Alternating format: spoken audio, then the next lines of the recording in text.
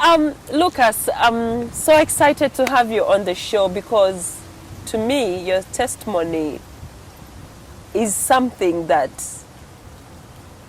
I mean, I just don't know how it happened. I can't even describe your testimony. I'm failing to describe your testimony because you're such a joyful man, strong man. I don't even know how to call you a guy because you're a young person, but you have the spirit of a strong older man in you.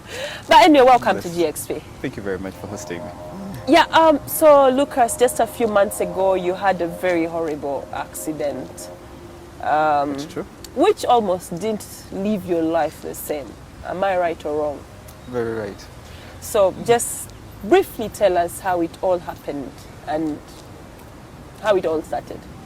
Wow. Where should I start from? It's a long thing. You can briefly take us through. Well, first and foremost, I would like to thank God. Right now, I keep on telling all my friends, right now, my years on life were done. Now, I've encroached my bonus life. I keep on telling my friends I'm living in my bonus life because the accident I got, it was meant to take my life. I was supposed to lose my life because what happened, the way it happened, and everything, that whole transgression and the way things occurred, I would just say it was just a miracle. God was working, and I thank Him for that. Which, that point you said, it didn't leave my life the same. Yeah. My life totally changed. And the way you look at God is quite different. It's quite different. Yeah. Yeah, it's really quite different. On 25th of April, a former workmate of ours had lost a wife. So we had gone for the vigil. And you know how the vigils are, you stay there for a long time and all that. So when it clocked 3, I decided to drive back home because the next day I had to work. So when I was driving, that's when that fateful thing happened, the accident. I kind of like, it was around Chinawataka, where there's a place whereby the road is in a certain way. So when I reached that point, I lost control of the car. And by losing control of the car literally just flew. It flew. You know, there's this song, I Believe I Can Fly by R. Kelly. Literally, I said, I believe I can fly. That time I flew. Seriously? Yeah. So on the side, there's a little corner, and then there's a trench, and then besides there's a place where they sell stones, and sometimes there's a night car parking. So that time there was a taxi that was parked there. So as my car left the road, it kind of like jumped the trench, then knocked the taxi. But knocking the taxi didn't knock it in the sides or what, it knocked on top of the taxi. So my car sat on top of the taxi. So it flew. So when I tell you, I believe I can fly, I did fly. So it hit on top of the taxi. Then on top of the taxi, because if you, when the taxi was, actually even we had to pay the taxi guys and all that, my dad had to do all that. So it hit on top of the taxi, and that's when it started rolling. But rolling, it was rolling in stones because there were those stones that were around. And rode for very many times. And just imagine that whole time I was in the car. Were you holding that steering wheel? Were you holding on to it, or you had given up? No, I was holding onto it still. And I believe, I'm not yet so sure, but I believe that's how I got this injury of the hand. That's how my whole hand got grinded. I think during that whole rolling, and I was holding the steering wheel, because I usually use my right hand very, very, very much, even when I'm driving. This one just helps. But even sometimes I can just leave this hand and hold with one hand the steering wheel. So that time I really held it very firmly. And then during the rolling, I think that's when it also got grinded, and the fingers got dislocated from the body. So that's why in some picture you'll see me holding The hand. the hand, but it literally I was holding the fingers because they're almost like Falling off. they're almost falling off. There are just a few things that we are holding them. So I was using my hand to hold them together. Yeah. So miraculously, I don't know how I survived, and I'm still wondering how I did that. But all I remember is that I got myself out of the car. Okay, so after rolling those very many times, it finally stopped. It finally stopped. Was it in like a trench, off the road? It was still off the road, because when I hit the taxi, it was just a few meters from the taxi. But remember, from the taxi it was up, so it had to come down and then roll. So it's just a few meters, and when it stopped, it was upside down. The tires were up, and yeah, and almost our whole body was all crushed. But I think what helped me, I had my seatbelt on. Because if I didn't have a seatbelt on, trust me, there was no one was going to survive that. And if there was any other person in the car, They wouldn't have survived. they wouldn't have survived that. I just thank God that I was alone, and I had my seatbelt on, and I had His protection.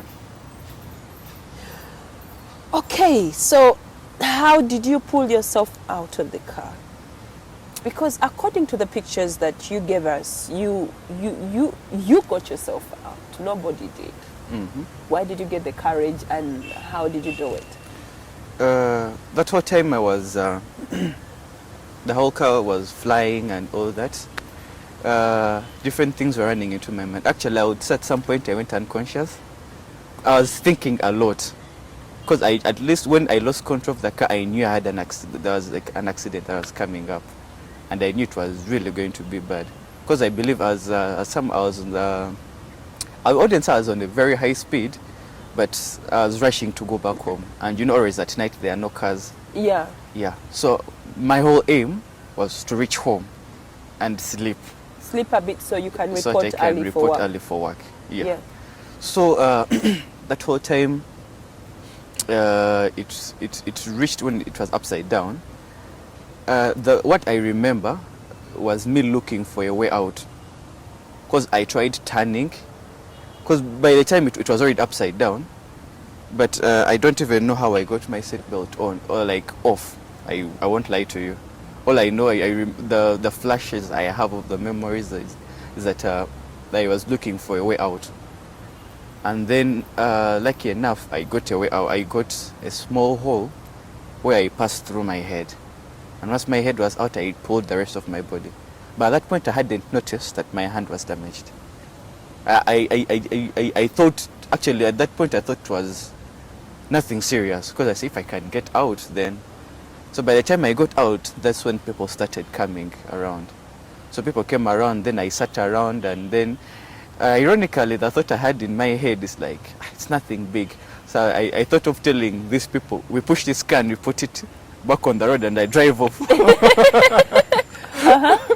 So later on, that's when I came back into my senses, and I looked at the car, I looked at the arm, and I was like, this is really bad. So I had two phones. I had my small phone, I call it disposable phone, like a BlackBerry, so small. I also lost it, and then I had my other Samsung phone. So the other phone, I don't know where it went, but I still had the small phone because it was in my pockets. So when I got it out, the first thing I thought of is to call my mom, because I'd already called them before I set off from the other side. I told them I'm coming back home. So I called her and I told her I've got an accident. I'm at such a place. But when I was still talking, most people thought I wasn't understanding anything, because with the way everything happened, they couldn't believe like I was in my right senses. So they got the phone away from me. They're like, who are you talking to? I'm like, I'm talking to my mom, you can talk to her. So some person talked to her. And then it's like, hey, oh no, I've had an accident. Actually, at some point, most of them thought I was a drunkard. They're like, oh no, to make the data midday. You know that kind of thing. You know how yeah, border yeah, people. how they all come up with all sorts of they stories. come up with all sorts Immediate of stories. yeah. They come at a midday. Midday. But when people came close to me and I wasn't drunk and I was understanding very well, I had all the documents that could identify me. So later on, they started taking it slow on me, and then they tried to find out helping me. So that's when the person took away the phone, talked to my mom, and then it's like, oh, now do I know and all this and all that. But my dad wasn't around. My dad was up country, because actually my dad was the first person I called, and I'm like, I've got an accident, but we didn't talk for long, so I switched him off. That's when then I called my mom because she was the nearest person. Yeah, you could So reach. so I called my mom like in funny accident, ndio nawataka and all that. So the other person started directing them and all that, telling the whole story of how everything happened and all that. But my whole thing in my head, I knew I had lost my fingers because they were literally off. But I was like, what God will save, He will just save. I just need to rush to the hospital. So when I was still there, guys, people were like, no, Murinde police said, Jay, wait for the police to come. I was like, you guys, I'm not going to rely my life on police. If you guys want to take anything, I gave them everything I had. Money, wallet, what. I'm like, take the car is there, I'm leaving it there. These are my IDs and everything you take. Right now what I need is medical assistance. So they're like, no, we take him to Mlago Hospital. Where? I'm like, I decide where I'm going to go, and you guys are taking me to IHK. If you guys are at all taking me. So at first I tried to talk to border people because I was bleeding really very much, and there's a lot of blood. No one wanted to take me. Every border person that came around is like, just rides off and goes. Every person came, rides off and goes. Until one person came, and then actually he said, Ono Mumanyi, but I didn't know the person. Like, Ono Mumanyi, nze kamutwari, and that kind of thing. So they're like, okay. So, but I was bleeding a lot, so they got a rope and tied on my hand so it can stop the bleeding. So I got onto a bodabi from Chinataka, around Chireka, until IHK. So basically, the person who rescued you was an angel. To me, I'm thinking.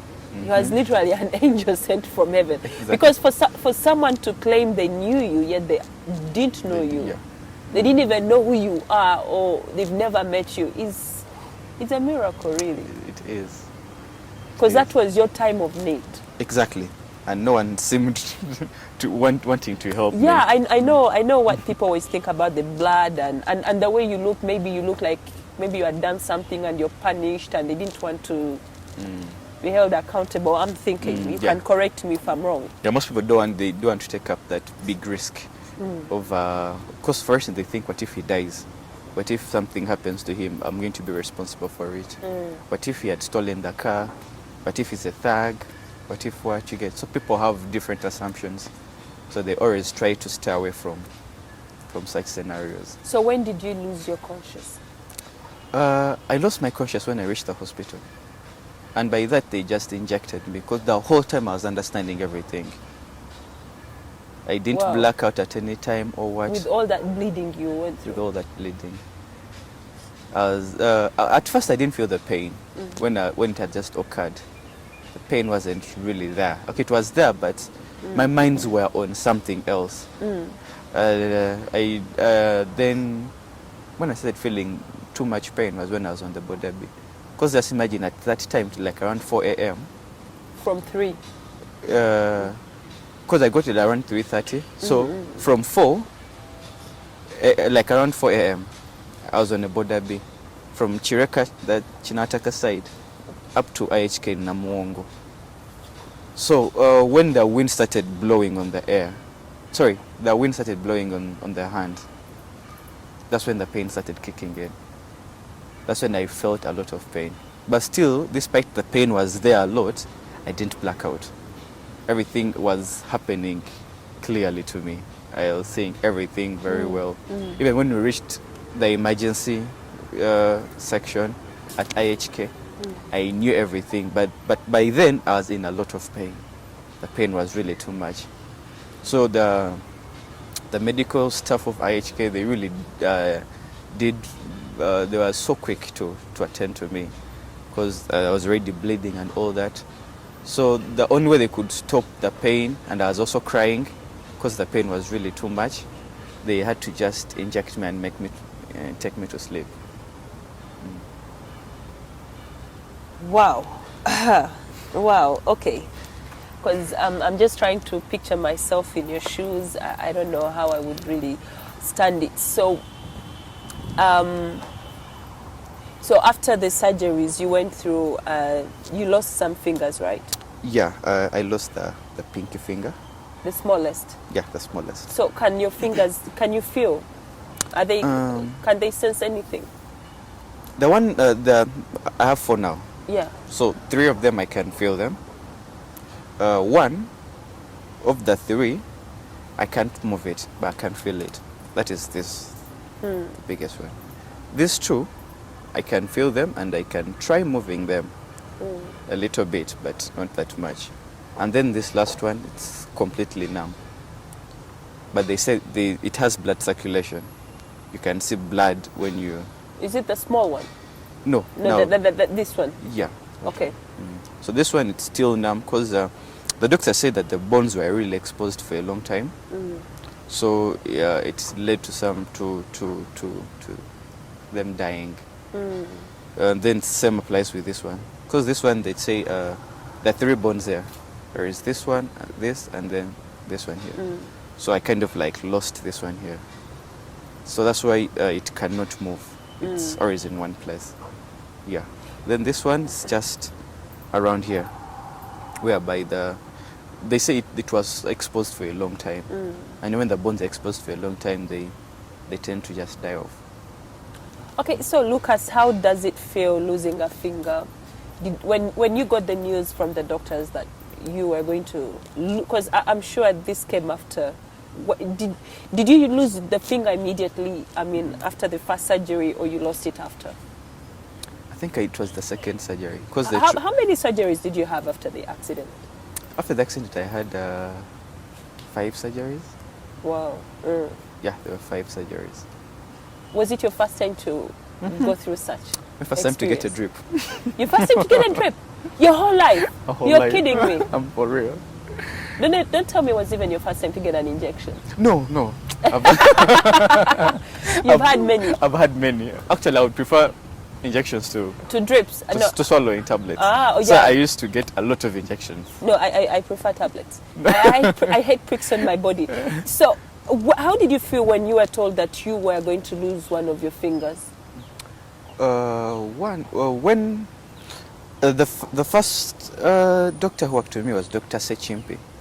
He's a specialist with bones and all that. Before they injected me, to take me to sleep, they were still discussing. My mom and then also Morris was around. So they were discussing what the way forward. But I could hear what they're saying, that I was kind of like blacking out. So I had Dr. Sechimpi said they cannot save the hand. The only option they had was to amputate. And that means to cut off the hand, because it was really badly damaged. So by the time I went to sleep, I knew my hand is going to be off. So when I woke up and they told me I only lost, they can't save the little finger, I was just like, thank you God. Because it's more than no, okay, let's just go back a little bit. So when you had them discussing you and discussing how you're going to lose your hand, how did you feel at that very moment? Yes, you're blacking out. I was really very weak and I was blacking out. But what I didn't tell you, when I was on a border beam, the reason that made the pain to come was me thinking a lot. Because when I was on the border from Chinataka to IHK, I thought of very many things. I'm like, my hand is going to go off. How am I going to write? How am I going to work? How am I going to do things that I've been doing with my right hand? Because my right hand is the dominion hand. It's what I use for almost everything. Yeah. So due to that, a lot of thinking. Because one thing I knew was it is off. Because I could literally hold my fingers in the fingers in my left hand. So I was so sure they were going to cut it off. And the reason why I chose IHK is because at least I knew they would do something to save. Like at least something, because when you go to Mulago, no bad comments or what, but that they would always it's an obvious decision. Yeah, they will take for the quickest thing for them. Yeah. They'll have to cut it off. So that's why I was like, at least let me try my luck with IHK. So, but the whole time I was on the border B, I started thinking, I'm like, I've lost my hand. Like, and by that time, I was like, my life is done. Like, there's no purpose of me. How will you face your friends? Exactly. You know? How am I going to live with only the right hand? That means literally they will have to do everything for me. Like, I will be useless, in short. So I kept on thinking about all they kept on playing with my mind. And that's, I think before I was really holding on so that I do not cry and I don't feel the pain. But when I started thinking a lot, I kind of like lost it and broke down. So I started crying, and then the pain also started coming in. So by the time I reached, and then Dr.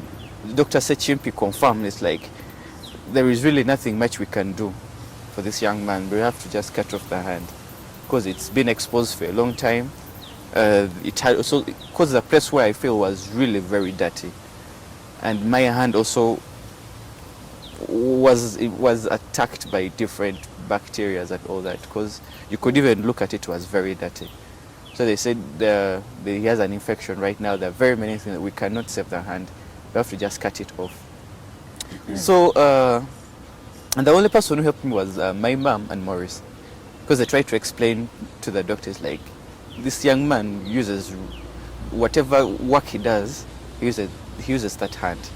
So if you cut it off, it's like you're killing half of his life. At least do what you can to save it. So Dr. Sechimpi told them he's going to do what he can to save. Then later on, now this is the story that was told, that they told me later on. During that whole time, when I was in theatre, Dr. Sechimpi called Dr. Ben. Now Dr. Ben is a plastic surgeon. So he called him, it's like, there is this young man, but we're going to just, you know how you can consult with a colleague, like, come and say there's this situation, but we're just going to cut off the hand. So when Ben King looked at me, it's like, how about let me just try and see what I can do, if I can save him, because mostly it deals with skin and all that, but because the whole skin was off and everything. So Dr. Sechimpi arranged the bones the way they're supposed to be, and then put in all the metals which are holding the hand. And Dr. Ben started from there. So up to right now, it's Dr. Ben still working on me, and still trying to see where possible to make the hand work again. Because even the skin was cut off from my stomach and then place it on the hand.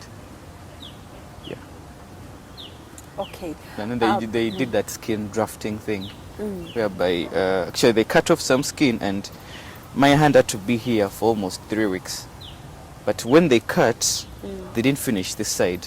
So they got that flap of the skin, placed it on top of here, and then connected. So it was literally connecting still with my body, the skin. So it could supply, it helps to the skin to grow up very fast. So for almost 3 weeks I was like this. The pain? The pain wasn't really that much, but it was there. Oh my God, that was too much trauma. Yeah, I know.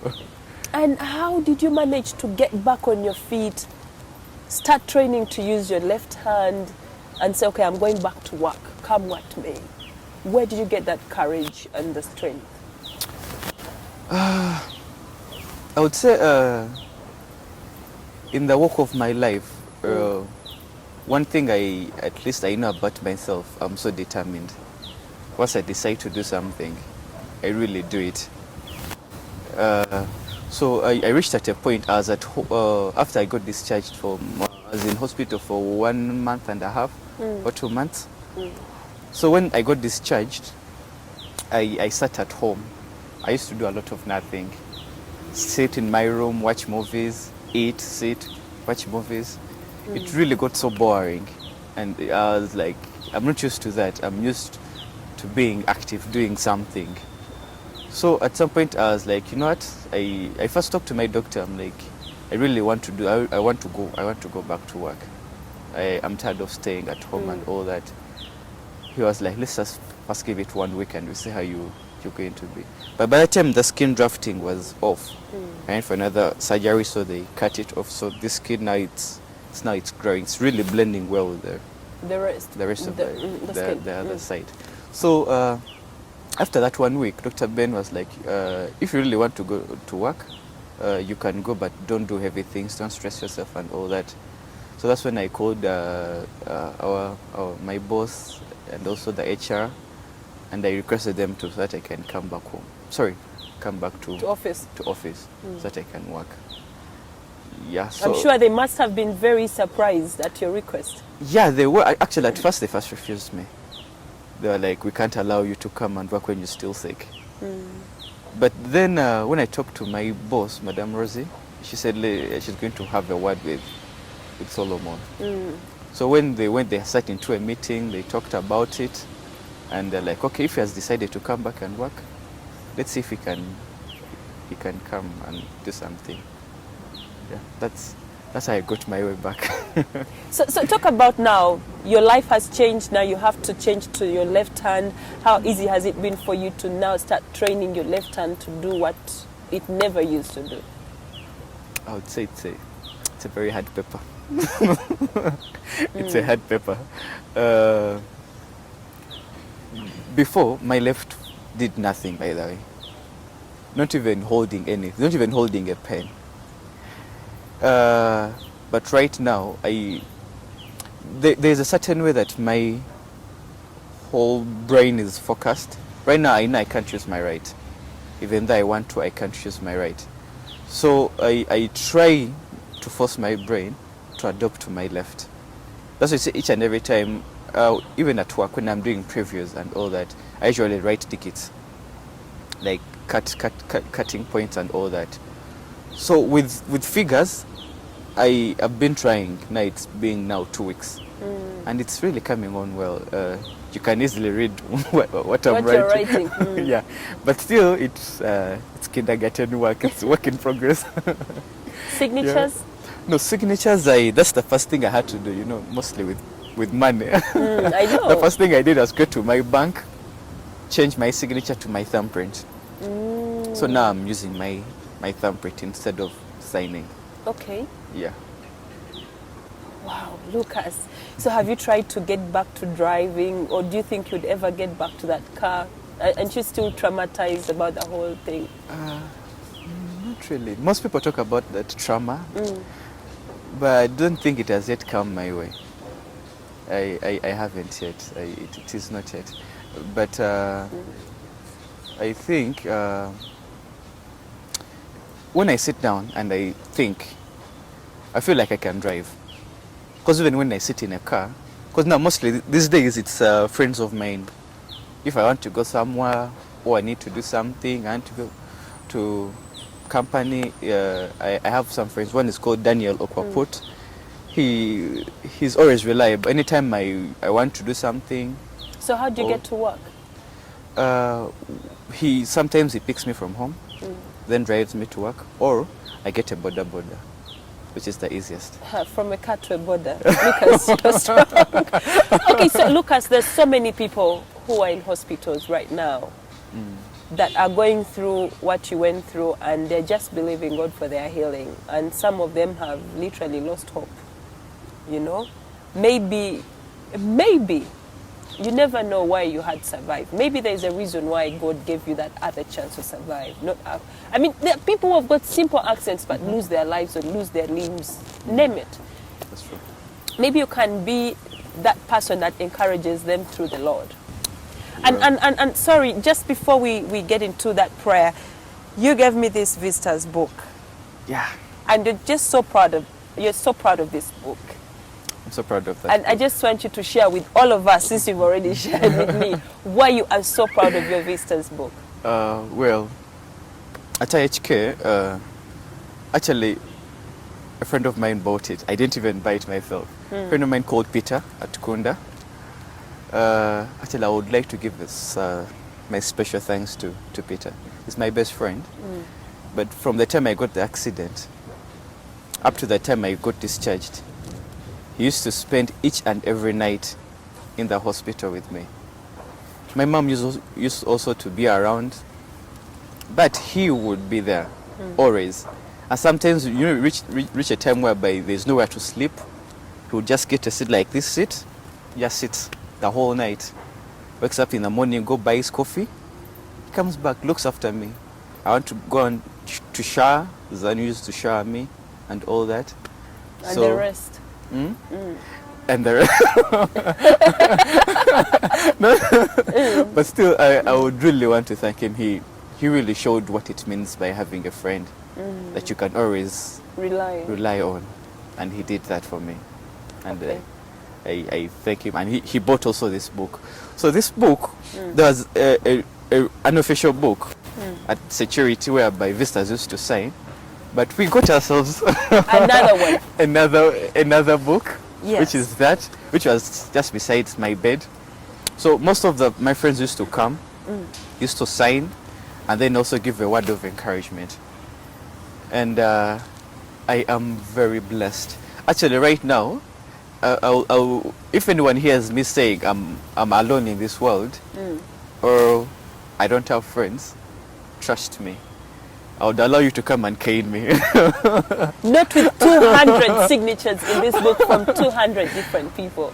I know. Wow. I reached 200 visitors, and all I could say is like, thank you, God, for making me who I am. Amen. That's all I had to say. Thank you for making me the person I am. Because if I wasn't the person I am, I wouldn't have these many gorgeous friends, very caring friends, who are with me during this hard time. This was one of the hardest time that I passed through in my life. They revealed a lot of things. They brought a lot of impact to my life. But I thank God I passed through that whole, and I wouldn't have done it alone if it wasn't for my friends. Amen. Yeah. So maybe, Lucas, you can just say a prayer for everyone that is going through what you just survived. Okay. Yeah. Okay. Well, before I say a prayer, I just want to encourage everyone who is going through hard times and all that. Never lose hope. There's one weapon we have against everything, and that is the word of a prayer. You know, even in the Bible it says, with your prayer you can command a mountain to move, and it shall move. But you have to do it with faith. Yeah. You have to trust that the Lord can do anything. Personally, I didn't think I would be here. Actually, I didn't know I would even be here with the flowers, because I remember the time you came to visit me. I at some point I thought I'm done. My life, full stop. No more look